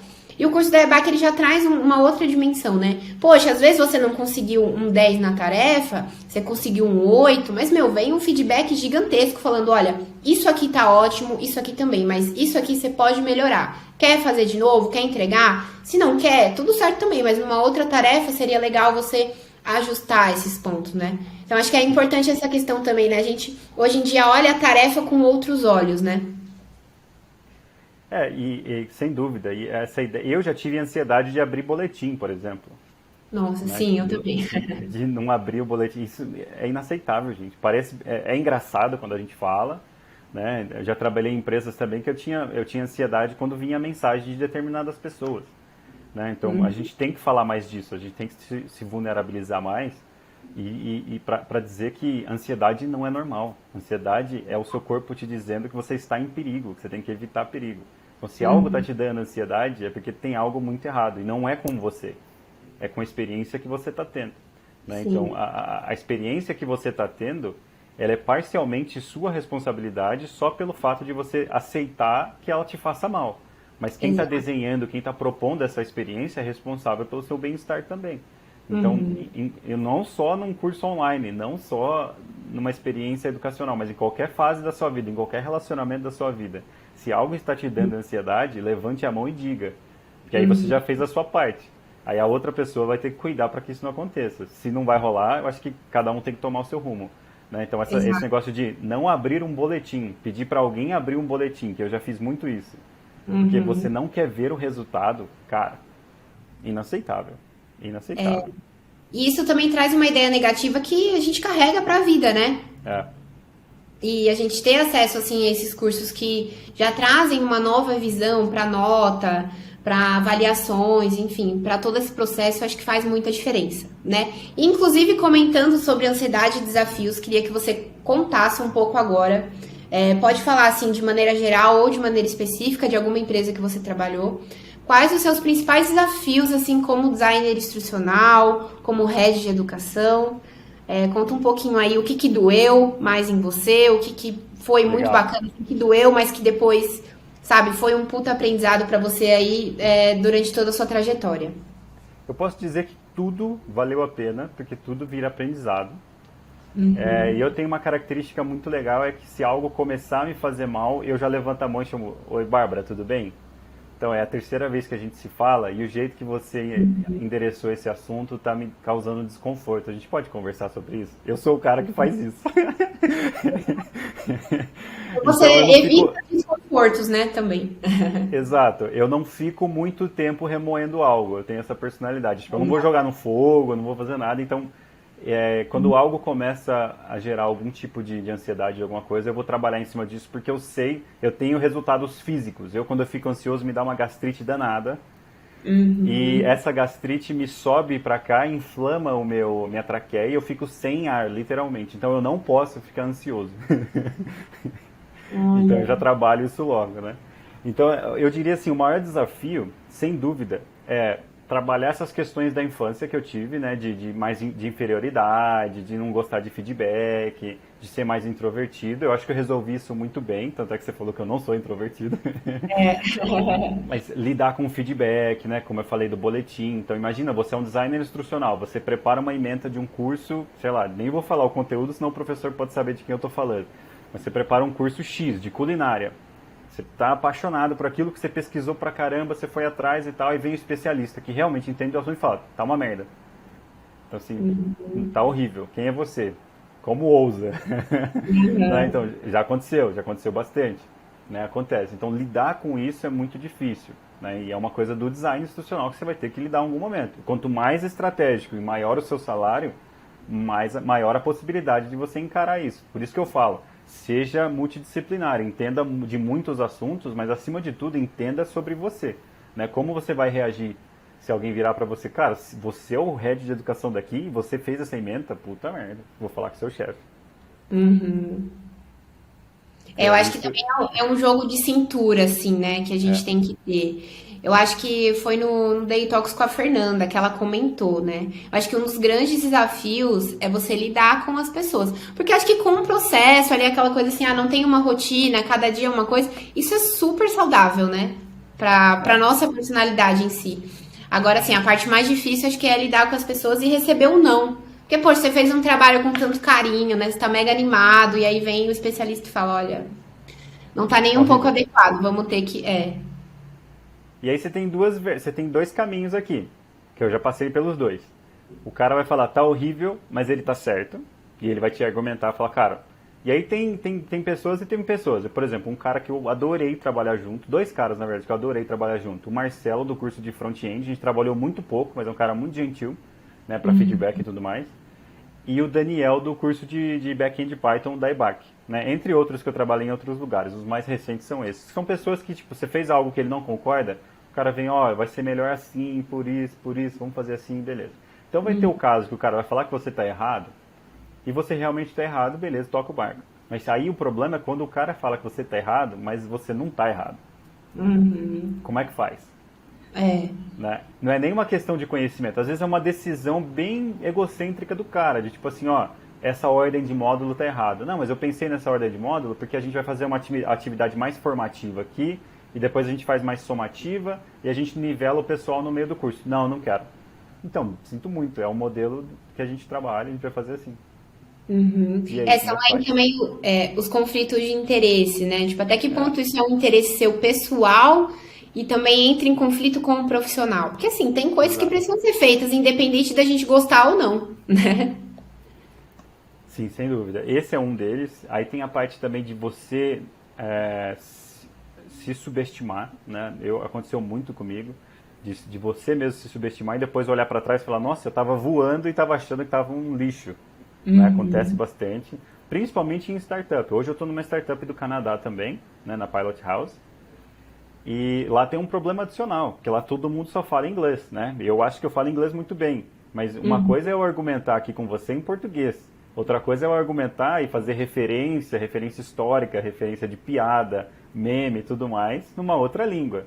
Né? Então é um outro desafio bem legal também. Tem até um meme da Modern Family, que a moça que é colombiana, ela fala, você sabe quão inteligente eu sou na minha primeira língua? Então tem muito disso, né? E eu acho que um outro desafio bem latente, as pessoas olham para esses termos novos, assim, por exemplo, head. O que é um head? Né? A definição de um head vai mudar muito de empresa para empresa. Tem empresa que head é diretor, não põe a mão na massa. Tem empresa que head é coordenador, é o cara que faz quase tudo. Ou ele é head porque ele é o único cara do departamento dele. Né? Então ele é o head. Então é muito importante entender também. Quando alguém te fala assim, ó, legal, queria que você fosse o head. Beleza, mas eu sou head estratégico e não boto mais a mão na massa e vou gerenciar as pessoas? Ou eu sou head que faz tudo? Porque se eu for head que faz tudo, eu vou querer um baita de um salário, porque aí eu vou gerenciar a galera e botar a mão na massa. Né? Então esse Sim. também foi um outro desafio bem relevante também, que eu aprendi bastante. E ter o buy-in. Né? Tem um termo que é o buy-in, né? Que é quando a alta gestão concorda com as suas ideias. Esse é um problema que eu ainda estou tendo. Estou criando uma EdTech do zero aqui no Canadá, né? Lá no Canadá, porque eu estou no Brasil agora, mas eu acabei de chegar do Canadá. Então a gente está criando uma EdTech do zero e a empresa já é muito bem sucedida. Né? Uma das maiores empresas de TI, de marketing lá do Canadá e da América do Norte. Então quando você chega com algumas ideias, tem muita resistência porque a estrutura já está feita. Né? Então eu encarei isso, até na IBAC mesmo, em outros lugares, posso falar abertamente, mas ter o buy-in, então é chegar com já os números prontos, ó, vai ser assim, se der errado pode acontecer isso, mas eu já tenho um plano para isso, vamos tentar isso aqui. Eu acabei de lançar um curso novo também nessa empresa nova, que é um curso de marketing e e-commerce, e eu fui o professor porque eu me propus, eu falei, cara, vamos trabalhar com curso Legal. básico. Aí o presidente falou, não, curso básico não.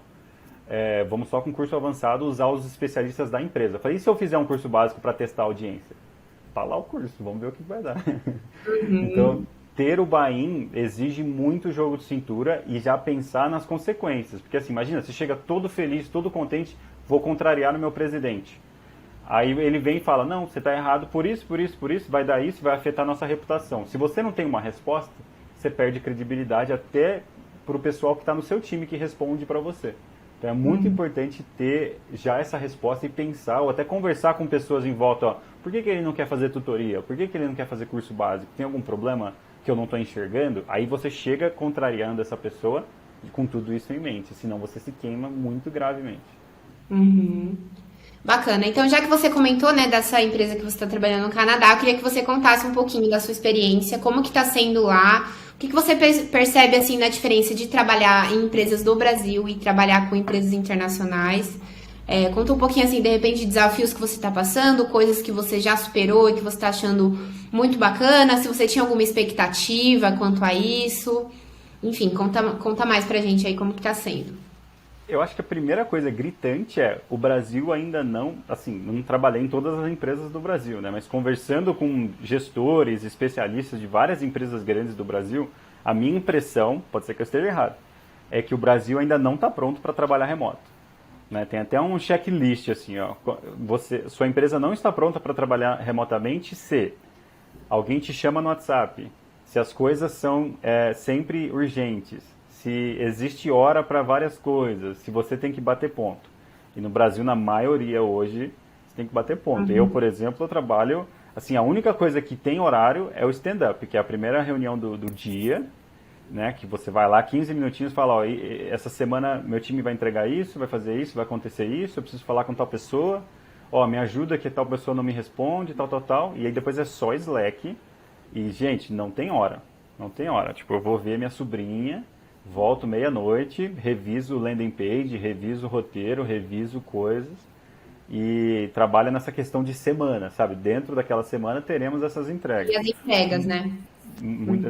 Dentro da semana tem essas entregas, tanto é que eu deixo o presidente boiando sem resposta, às vezes 2 dias, porque eu sei que não compensa respondê-lo naquele momento.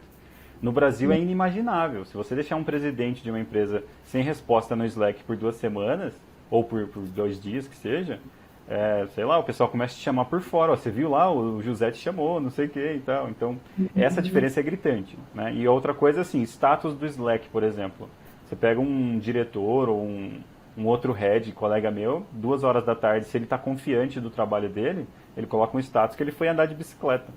Ou ele coloca um status que ele foi brincar com o filho dele e qualquer coisa liga. Que bacana.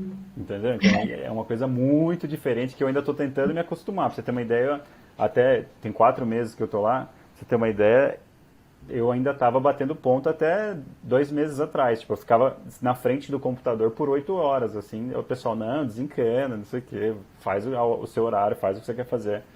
Então é muito diferente essa parte, né? E essa parte do relacionamento humano, assim, às vezes você não sabe quem é o presidente e quem é o funcionário operacional, quem é o designer. Assim, o designer troca ideia e contraria a presidência, assim, numa reunião aberta com muito respeito e muito de boa. Eu não vejo isso acontecendo no Brasil, sabe?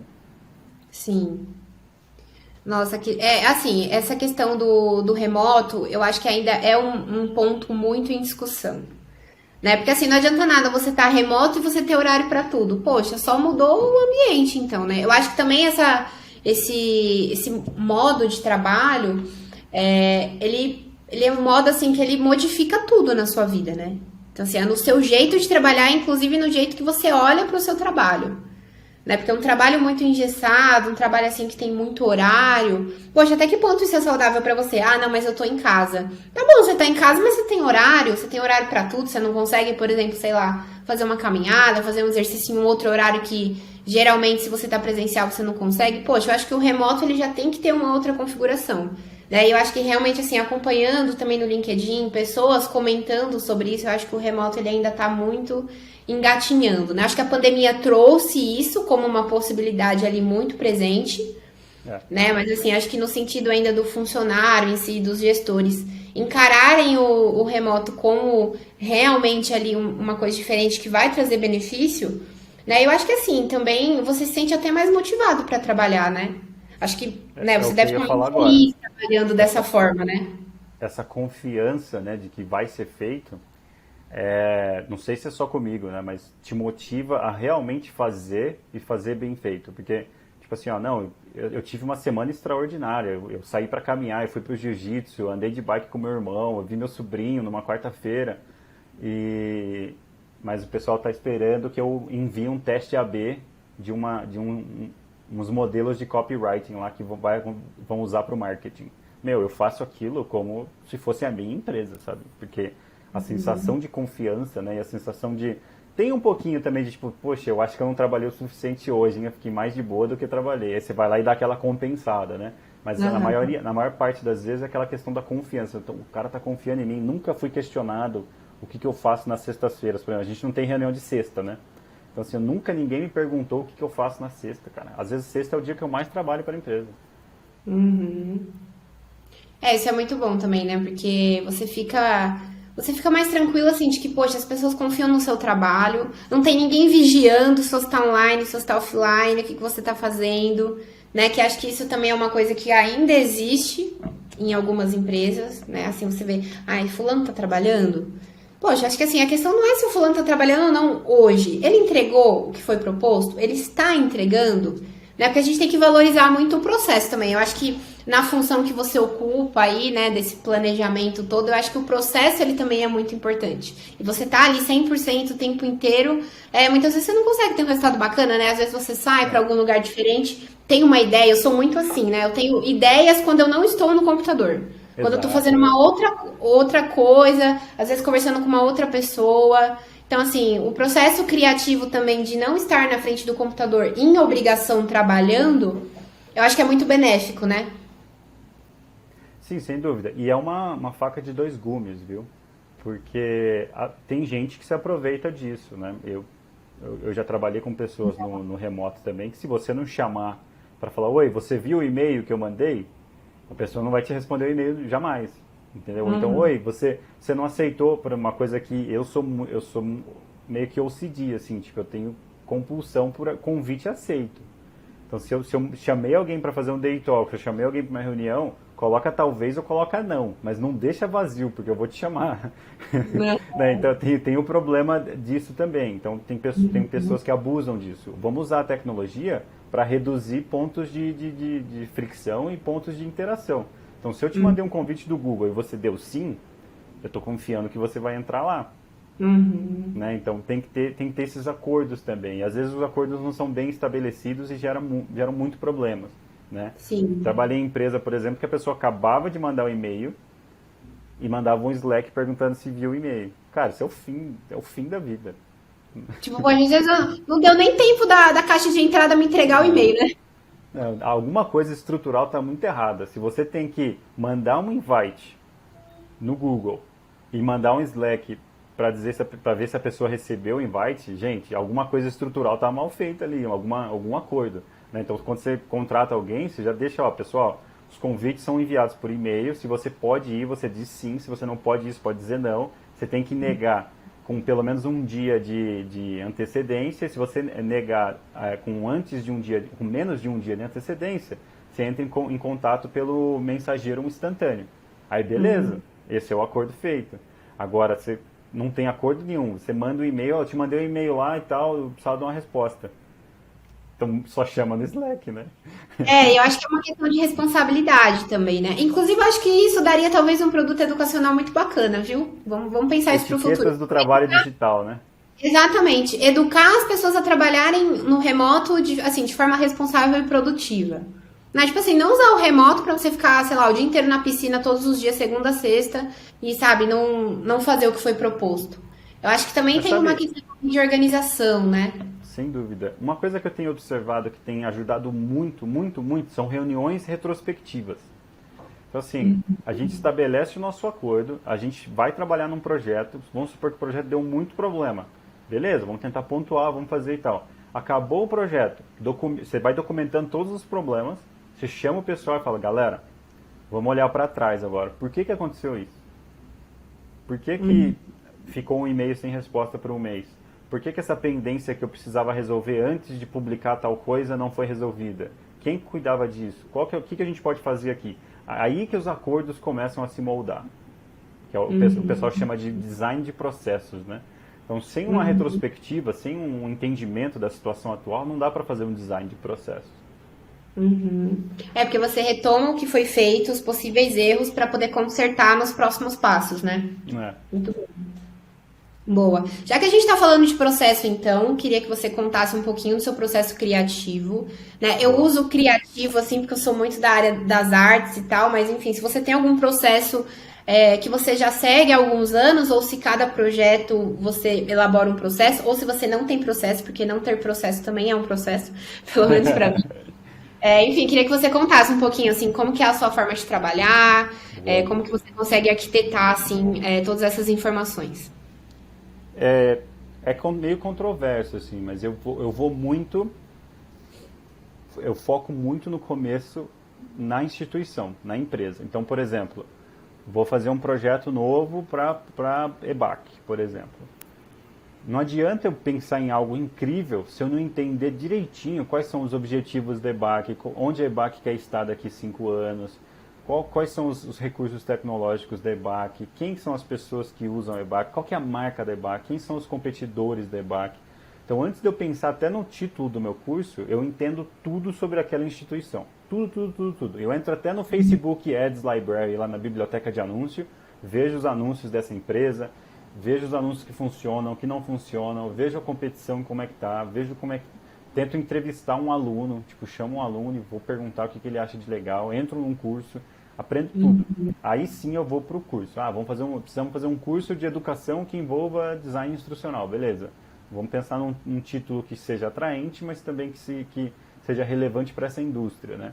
E aí eu vou fazendo a engenharia reversa. Se eu tenho um especialista para trabalhar comigo, eu vou pedir uma proposta, eu vou brifar, né, esse especialista e vou pedir uma proposta de programa com base no que eu entendi sobre a empresa. Então, se a EBAC tem tarefas práticas com tutoria, vou deixar bem claro, né, que tem que ter tutoria, que tem que ser coisa prática para construir um portfólio. E aí você tem que explicar para esse especialista todos esses requisitos. Lá no final, no módulo tal, vai ter uma consultoria de carreira. Então, você tem que pensar já como a pessoa vai organizar o currículo dela, o que ela vai demonstrar no currículo dela. Então, você passa todos esses requisitos e pede uma proposta. Aí eu pego essa proposta e vou comparar com o que eu pensei, porque eu já fiz muita pesquisa sobre o tema, já estou vendo curso, vendo vídeo, vendo quem trabalha, né? Vejo o LinkedIn de quem está trabalhando na área, vejo que a pessoa entende, não entende.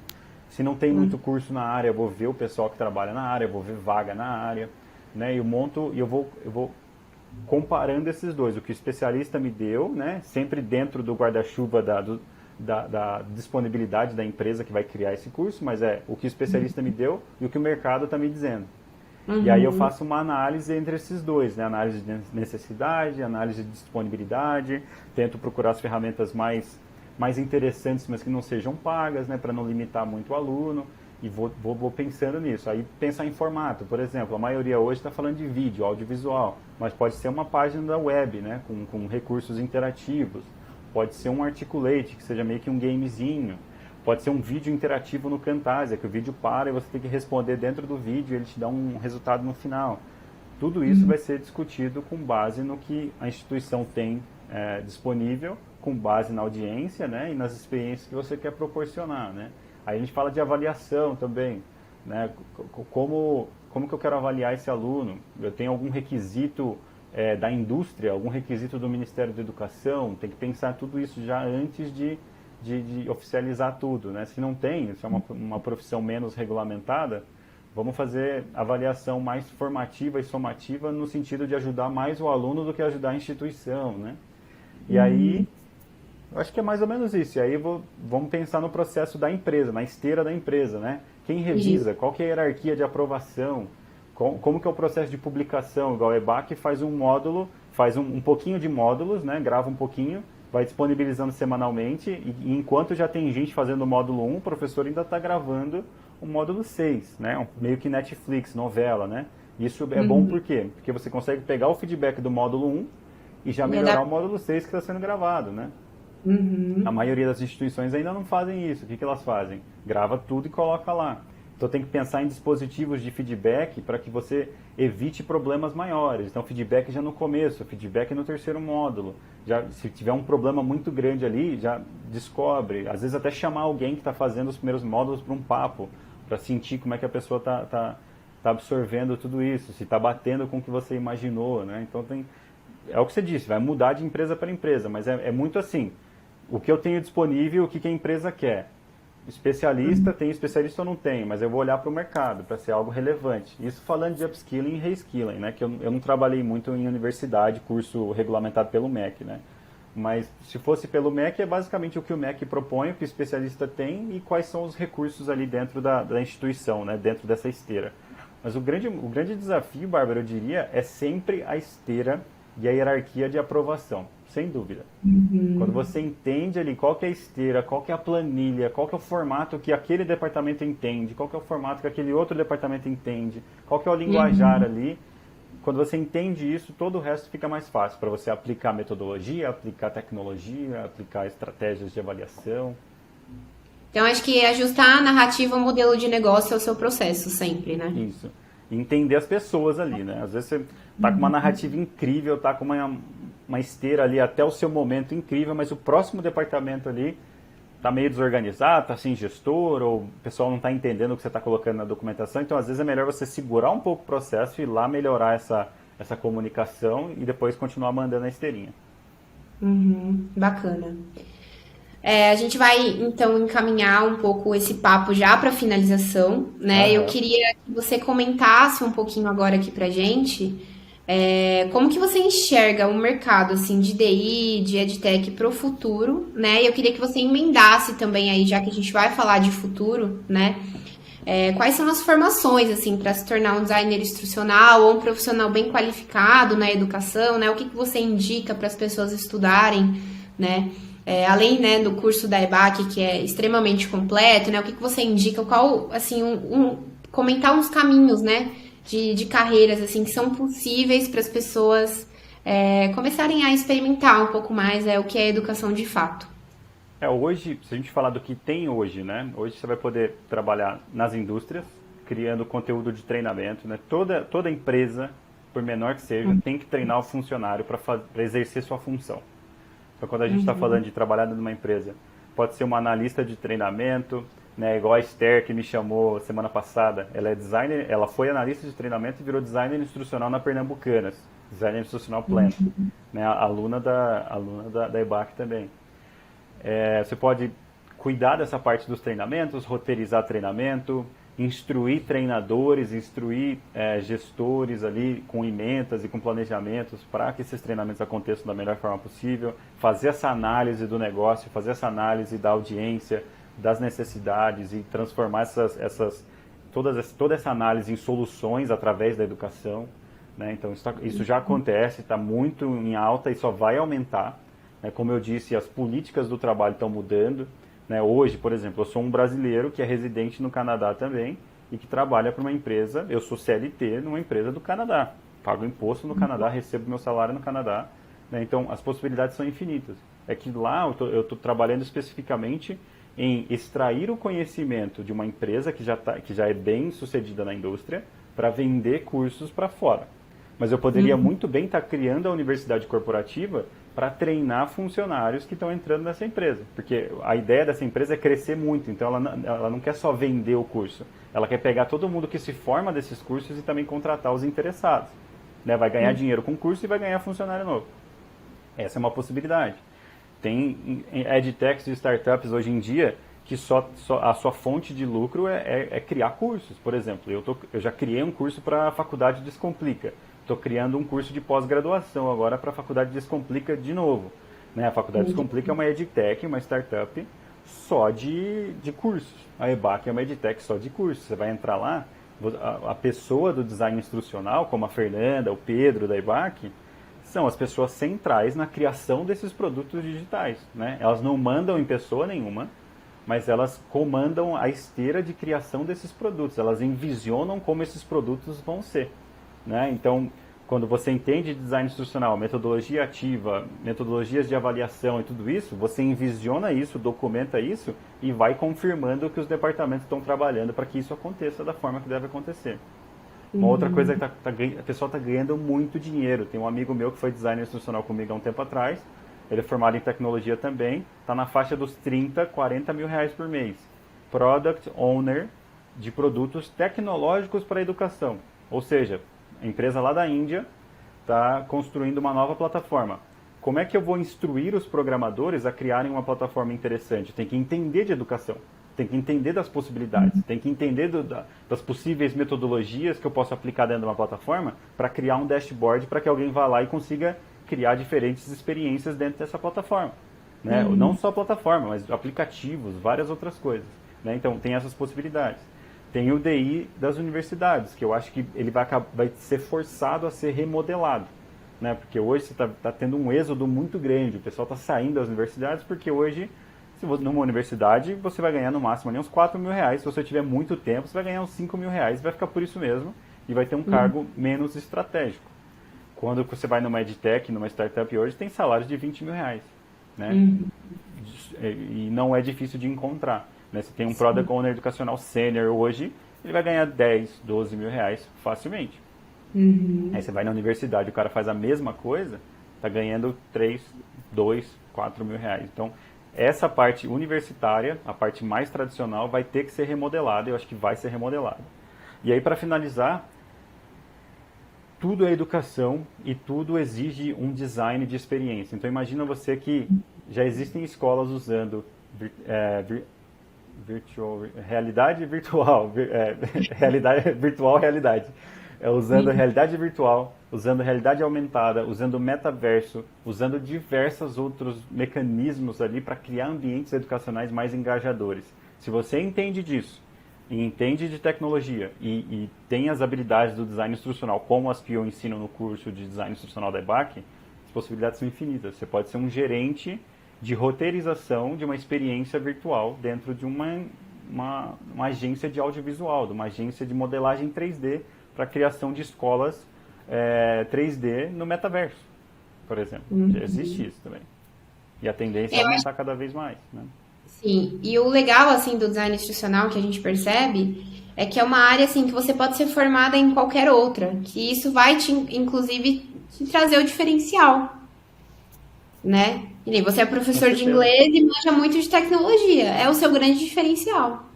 Assim como o meu diferencial também é ser formada em design gráfico, né? Trabalhar com design gráfico. Então, entender também que essa parte do design instrucional, assim, ela não necessariamente exige uma formação somente em educação, né? Exato. Para ser Pelo professor. contrário. Quanto Exato. mais você entende das outras áreas, mais você consegue. Tanto é que hoje tem donos de produtos educacionais para direito, para medicina, acho que é Medway o nome da empresa. Estava contratando alguém que precisava de entender, que fosse médica de formação, e que entendesse de design instrucional, para criar os cursos e o conteúdo das trilhas de aprendizagem para as residências online, que a pessoa está fazendo residência e pós-graduação na medicina online. Então, as possibilidades são infinitas. Né? Boa. Então, assim, para finalizar, eu queria que você deixasse uma última mensagem, assim, um conselho, na verdade, para as pessoas que estão iniciando, para as pessoas que querem começar a estudar, né, o design instrucional. Então, se você puder aí deixar de indicação vídeos e, enfim, projetos que você conheça ou projetos que você ministra, né, para as pessoas estudarem, deixar também os seus contatos, apesar de que a gente vai, na descrição desse vídeo, já deixar, né, tanto os seus contatos quanto os meus também, para a gente continuar essa conversa, né, e também promover a comunidade do design instrucional, né, dizer que a gente está sempre aí de braços abertos para receber todo mundo que quer começar nessa área, né? Eu venho recebendo bastante mensagem no LinkedIn, depois do evento que eu participei na EBAC, de pessoas, assim, querendo saber mesmo, né? Tipo, como que é estudar na EBAC, né? Como que é o processo de estudo? E eu acho que ter esse contato com as pessoas é muito importante. Então, como você é uma pessoa que é relevante dentro da educação, eu acho que isso é muito legal em você também. Você é muito aberto para conversar, né? Você assim... Exato, você é uma pessoa assim que a gente enxerga como uma figura de autoridade dentro do DI, mas ao mesmo tempo a gente também enxerga você como uma pessoa que está ali muito para contribuir com a gente, né? Eu acho que isso é muito importante também. Então, eu queria que você aí deixasse uma mensagem final, né, para todo mundo que acompanha o Daily Talks, enfim, pessoas novas também que vão chegar através desse vídeo e das demais postagens que a gente está elaborando por aí. Beleza. Obrigado, Bárbara, por aceitar aí o convite de fazer esse negócio invertido aqui. Foi muito legal. O que eu posso dizer é o seguinte: existem alguns perfis de personalidade. Então, existe a pessoa mais tradicional, que quer fazer o seu trabalho ali na contabilidade, no escritório, no banco, ficar de boa, pegar seu salário, tomar uma cervejinha no final de semana, não tem nada de errado com isso. Beleza. Existem as outras personalidades que são mais exploradoras, exploradoras mesmo, querem se aventurar, conhecer coisa nova, são curiosas e tudo mais, assim como eu e possivelmente todo mundo que passou pelo Day Talks até agora. São pessoas que querem conhecer mais coisas, que se tem uma coceirinha para saber mais, para ter coisa nova, para ter rotina nova.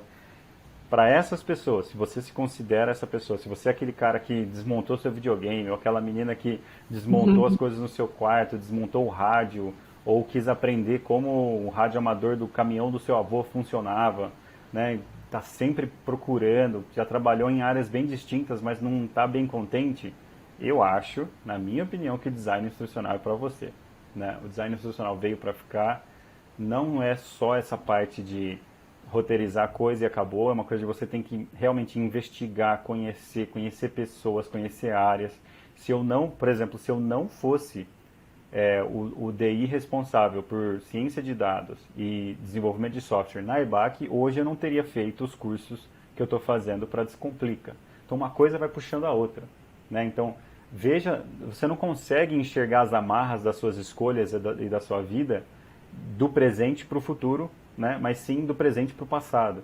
Então só vai escolhendo, vai tentando se motivar, descubra o que te motiva e coloque ali objetivos nisso e corra atrás, né? Se você não tem dinheiro para pagar o curso, o que você pode fazer é pegar recursos gratuitos, né? Tem playlist de coisas gratuitas, tem bastante coisa legal na internet. Eu estou aqui à disposição, como a Bárbara falou, né? Então, se você está nessa angústia de descobrir o que você quer, muito provavelmente o design instrucional vai te ajudar de alguma forma, nem que seja, como eu disse que eu posso daqui 10 anos ser um cientista de dados de novo. Você aprende o que você precisa aprender como designer institucional e depois vai atuar no mercado. Esse é meu recado. Obrigado, Bárbara. Tamo junto. Obrigada, pessoal, todo mundo que assistiu. Então, a gente deixa aqui também as nossas redes sociais, né?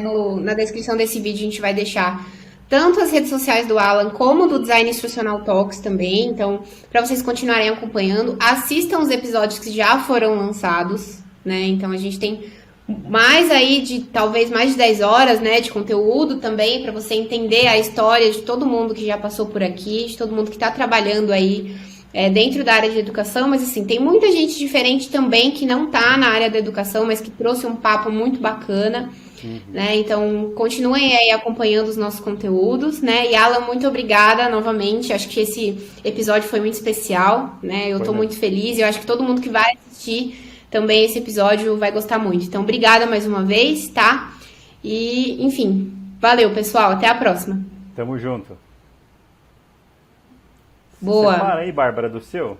Porque o meu tá marcando 1 hora só, mas acho que foi mais, né? Eu clico aonde nesse recording aqui? Tem um stop aí pra parar? Deixa eu ver aqui. Bem embaixo da sua foto, eu acho. Provavelmente não, né? Só tá passando o tempo. Aqui no